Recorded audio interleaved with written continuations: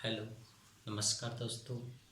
आपके अपने YouTube channel science मस्ती पर आपका स्वागत करता हूँ। दोस्तों, आज की क्लास में हम जनरल साइंस के 71 क्वेश्चंस के बारे में डिस्कस करेंगे, जो पिछले एग्जाम्स के अंदर बार बार रिपीट हुई है।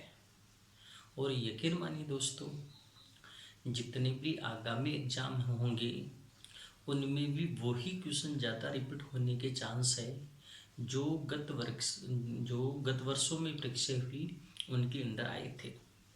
इसलिए दोस्तों, जो 71 क्वेश्चन पढ़ेंगे हम, वो आपके जनरल साइंस में फिजिक्स, केमिस्ट्री, बायोलॉजी तीनों में इन्वॉल्व है। काफ़ी मोस्ट क्वेश्चन है, इसलिए आपसे यही रिक्वेस्ट है, वीडियो को स्टार्ट से एंड तक जरूर देखें। अगर दोस्तों आप सभी का भला चाहते हो तो इस वीडियो को सभी दोस्तों के पास में शेयर जरूर करें। और जिस दोस्त ने चैनल को सब्सक्राइब नहीं किया है वो प्लीज़ रिक्वेस्ट है, चैनल को सब्सक्राइब जरूर करें और साथ में बेल आइकन को भी दबाएं, ताकि जो वीडियो मैं यहाँ से अपलोड करूँ उसकी इन्फॉर्मेशन आपको इमीडिएट मिल जाए। ठीक है दोस्तों, हम क्लास की ओर बढ़ेंगे। देखिए, आपका पहला क्वेश्चन जो आपने काफ़ी बार सुना होगा एग्जाम के अंदर, पेनिसिलिन नामक औषधि का निर्माण सर्वप्रथम किस वैज्ञानिक ने किया। दोस्तों, बहुत ही इम्पोर्टेंट क्वेश्चन है। पेनिसिलिन नामक औषधि का निर्माण सर्वप्रथम किस वैज्ञानिक ने किया। मतलब जो पेनिसिलिन दवा है, इस दवाई का आविष्कार सबसे पहले किसने किया, इस दवाई को सर्वप्रथम किस वैज्ञानिक ने बनाया। तो दोस्तों, इस दवाई को बनाने वाला जो वैज्ञानिक था उसका नाम है डॉक्टर अलेक्जेंडर फ्लेमिंग। कौन सा है? Alexander Fleming. ठीक है दोस्तों, अब देखिए यहाँ पर, ये तो सिंपल क्वेश्चन, यहाँ से 3 या 4 क्वेश्चन रिपीट होते हैं। जैसे पहला क्वेश्चन ये हो गया, पेनिसिलिन नामक दवा का आविष्कार सर्वप्रथम किस वैज्ञानिक ने किया। तो आपने आंसर क्या दिया? Alexander Fleming. अब देखिए दूसरा क्वेश्चन। दूसरा क्वेश्चन दोस्तों इस प्रकार से आता है, पेनिसिलिन किस प्रकार की दवा होती है। दोस्तों, क्वेश्चन आपसे पूछा जाता है, पेनिसिलिन किस प्रकार की दवा होती है। जवारनाशक, या ऑप्शन में डाल दे जवारनाशक डाल दिया, इसके अलावा ऑप्शन में डाल दे दर्द निवारक डाल दे, एक ऑप्शन में डाल दे आपने प्रतिजैविक या एंटीबायोटिक। ठीक है दोस्तों, ऐसे ऑप्शन में डालता है। तो पेनिसिलिन किस प्रकार की दवाई होती है दोस्तों? प्रतिजैविक। कैसी दवाई होती है? प्रतिजैविक, जिसे क्या बोलते हैं हम लोग? एंटीबायोटिक। तो पेनिसिलिन का आविष्कार किसने किया? अलेक्जेंडर फ्लेमिंग ने। नेक्स्ट, पेनिसिलिन किस प्रकार की दवा होती है? तो एंटीबायोटिक या प्रतिजैविक। तीसरा क्वेश्चन दोस्तों यहाँ से बहुत बार रिपीट होता है, पेनिसिलिन नामक दवा का निर्माण किस सूक्ष्म जीव के द्वारा किया जाता है। दोस्तों, जो पेनिसिलिन दवाई है ये कौन सी सूक्ष्म जीव के द्वारा बनी होती है। और आपको ऑप्शन में दिया जाता है जीवाणु से, विषाणु से, प्रोटोजोआ से, कवक से। तो दोस्तों, पेनिसिलिन नामक औषधि किस सूक्ष्म जीव के द्वारा बनी होती है? कवक के द्वारा। किसके द्वारा बनी होती है? कवक के द्वारा। और यहीं से दोस्तों चौथा क्वेश्चन पूछ लिया जाता है, पेनिसिलिन नामक औषधि किस कवक के द्वारा बनी होती है। उस कवक का नाम क्या है दोस्तों? पेनिसिलिन कवक से बनी होती है, ये बात सही है, लेकिन किस कवक से बनी होती है। तो दोस्तों एक कवक है, उसका नाम है पेनिसिलियम नोटेटम। Penicillium notatum. ठीक है दोस्तों, तो पेनिसिलिन दवा का आविष्कार किसने किया? अलेक्जेंडर फ्लेमिंग ने। पेनिसिलिन दवा किससे मिलकर बनी होती है? कवक से। पेनिसिलिन किस कवक से बनी होती है? Penicillium notatum.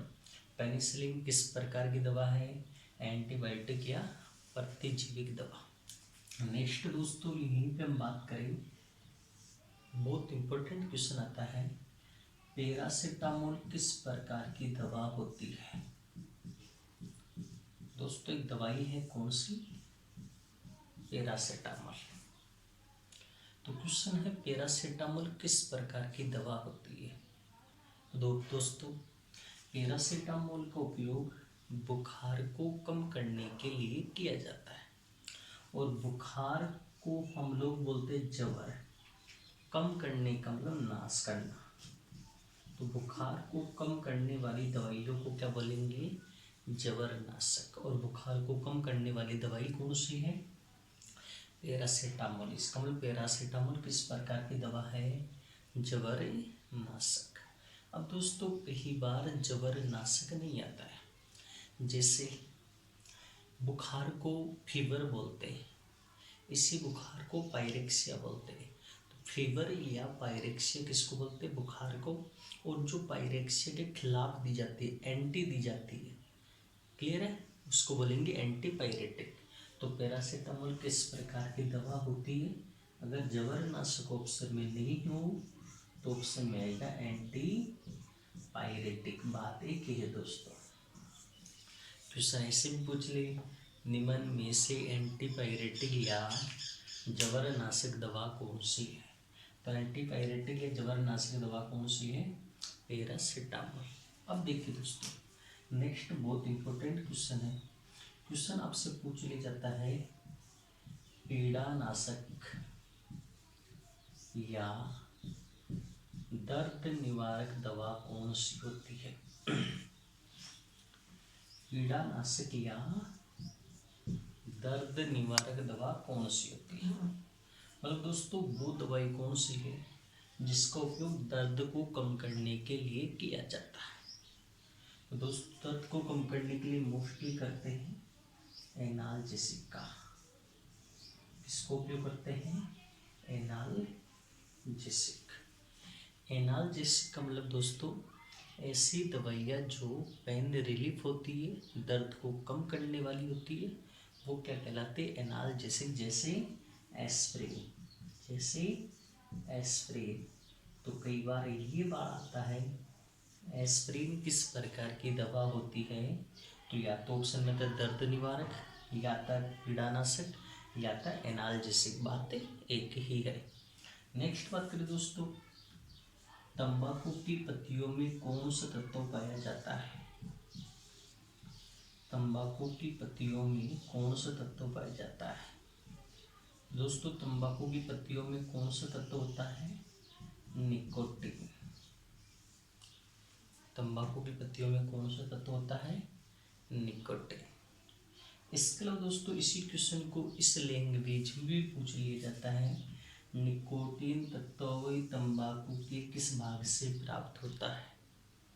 पत्तियों से, टहनियों से, तने से, जड़ों से या फलों से? तो आंसर क्या होता है? पत्तियों से।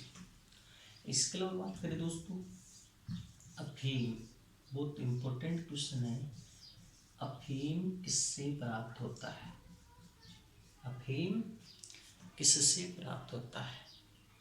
तो दोस्तों अफीम फलों से प्राप्त होता है, ये ध्यान रखना। अब देखिए फलों में भी आपको ऑप्शन में दे दिया जाता है पके हुए फलों से, कच्चे फलों से। तो दोस्तों अफीम किससे प्राप्त होता है? फलों से। और कौन से फलों से? कच्चे फलों से। और कच्चे फलों में भी किससे?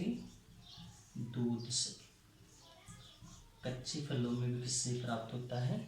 दूध से। बहुत ही इम्पोर्टेंट क्वेश्चन है। अफीम पेपिवर सोमनीफेरम आपका अफीम किससे प्राप्त होता है? कच्चे फलों से। और कच्चे फलों में किससे? दूध से। इसके अलावा बात करें दोस्तों जिससे काफ़ी इम्पोर्टेंट क्वेश्चन है, ऐसा कौन सा पक्षी है, ऐसा कौन सा पक्षी जो स्तनधारी होता है? मतलब दोस्तों एकमात्र स्तनधारी पक्षी कौन सा है जो स्तनधारी भी है और पक्षी वर्ग में भी आता है? वो कौन सा होता है? चमगादड़। कौन सा होता है दोस्तों? चमगादड़। तो एकमात्र स्तनधारी पक्षी कौन सा है? चमगादड़। इसके अलावा बात करें दोस्तों कवक व शैवाल, बहुत बार ये क्वेश्चन पूछा हुआ है। कवक व शैवाल के सहलगन को क्या कहा जाता है? कवक व शैवाल के सहलगन को क्या बोलते हैं दोस्तों? लाइकेन। कवक व शैवाल के सहलगन को क्या कहा जाता है? लाइकेन। दोस्तों समुद्री घास में, कौन सी घास में? समुद्री घास में सर्वाधिक कौन सा तत्व पाया जाता है? तो दोस्तों समुद्री घास में सर्वाधिक कौन सा तत्व पाया जाता है? आयोडीन। कौन सा होता है? आयोडीन। अच्छा दोस्तों एकमात्र जीवित जीवाश्म पादप कौन सा है? एकमात्र जीवित जीवाश्म पादप कौन सा है? दोस्तों एकमात्र जीवित जीवाश्म पादप कौन सा है? साइकस। कौन सा है? साइकस। इसके अलावा दोस्तों कई सारे क्वेश्चन हैं। एक इम्पोर्टेंट क्वेश्चन मैं आपको और बता रहा हूँ, ऐसा कौन सा जीव है जिसके शरीर में रक्त नहीं पाया जाता है? ऐसा कौन सा जीव है जिसके शरीर में रक्त नहीं पाया जाता है? तो दोस्तों वो जीव कौन सा है? हाइड्रा। वो जीव कौन सा है? हाइड्रा। ठीक है दोस्तों, देखिए दोस्तों एवरेज आपके 20-22 क्वेश्चन हो गए और काफ़ी इम्पोर्टेंट है ये क्वेश्चन, बार बार आपके एग्जाम्स के अंदर रिपीट होते रहते हैं। नेक्स्ट क्वेश्चन की ओर बढ़ेंगे दोस्तों। आज की इस वीडियो में हम पूरे 71 क्वेश्चन देखेंगे जो कंपटीशन में बार बार रिपीट होते रहते हैं। देखिए दोस्तों एकमात्र ऐसी मछली जो पानी की सतह पर पाए जाने वाले मच्छरों को नष्ट करती है, वो तो बार क्वेश्चन पूछ लिया गया एग्जाम के अंदर। एकमात्र ऐसी मछली जो पानी की सतह पर पाए जाने वाले मच्छरों को नष्ट कर देती है, तो दोस्तों वो मछली कौन सी है? गैम्बूसिया मछली। कौन सी मछली है? गैम्बूसिया मछली। इसके अलावा दोस्तों बहुत इम्पोर्टेंट क्वेश्चन है मेंढक की। दोस्तों जो मेंढक के बच्चे होते हैं उनको किस नाम से जानते हैं? लार्वा के नाम से। उस इसी लार्वा को टेडपोल भी कहा जाता है। और दोस्तों यदि इनके अंदर थायरोक्सिन हार्मोन की कमी हो जाए, इनके अंदर किस हार्मोन की कमी हो जाए? थायरोक्सिन हार्मोन की कमी हो जाए तो ये कभी भी वयस्क मेंढक में रूपांतरित नहीं होते हैं। मतलब दोस्तों जैसे मेंढक है, मेंढक ने अंडे दिए, अंडों से बच्चे निकले, उन बच्चों को क्या कहा जाता है? टेडपोल या लार्वा। और इन टेडपोल या लार्वा में यदि थायरोक्सिन हार्मोन की कमी हो जाए तो यह वयस्क मेंढक में रूपांतरित नहीं होते हैं। तो क्वेश्चन आता है दोस्तों टेडपोल या लार्वा में किस हार्मोन की कमी होने पर यह वयस्क मेंढक में रूपांतरित नहीं होते हैं? तो आपका करेक्ट आंसर क्या होगा? थायरोक्सिन। इसके अलावा दोस्तों बात करें केंचुए के शरीर में, केंचुए के शरीर में कुल कितनी आंखें होती है? दोस्तों केंचुए के शरीर में कितनी आंखें पाई जाती है? तो फ्रेंड्स केंचुए के शरीर में आंखों की संख्या कितनी होती है? 0। कई बच्चे सोचते हैं कुल आंखों की संख्या, इसका मतलब आंख तो है। दोस्तों केंचुआ एक ऐसा प्राणी है जिसमें आंखें नहीं होती है। इसके अलावा बात करें दोस्तों ऐसा कौन सा जीव है जिसकी प्रसव के तुरंत बाद मृत्यु हो जाती है? ऐसा कौन सा जीव है जिसकी प्रसव के तुरंत बाद मृत्यु हो जाती है। तो दोस्तों प्रसव के तुरंत बाद किस जीव की मृत्यु हो जाती है? बिच्छू की। क्योंकि दोस्तों जैसे ही बिच्छू की डिलीवरी होती है, बिच्छू का प्रसव होता है, तो प्रसव के दौरान, डिलीवरी के दौरान बिच्छू का जो गर्भाशय है, यूट्रस से जो बच्चेदानी ये फट जाती है, और इसके फटने के कारण बिच्छू की मृत्यु हो जाती है। अच्छा दोस्तों ये बताइए, ऐसा कौन सा जीव है, ऐसा कौन सा जीव है जो मैथुन क्रिया के दौरान, जो मैथुन क्रिया के दौरान अपने ही नर को नष्ट कर देता है? ऐसा कौन सा जीव है जो मैथुन क्रिया के दौरान अपने ही नर को नष्ट कर देता है, अपने ही आदमी को मार देता है? तो दोस्तों वो जीव कौन सा है? मकड़ी। कौन सा है? मकड़ी। बहुत इम्पोर्टेंट क्वेश्चन है। इसके अलावा दोस्तों आगे की ओर बढ़े, काफ़ी इम्पोर्टेंट क्वेश्चन मैं आपको बताने जा रहा हूँ। सबसे बड़ा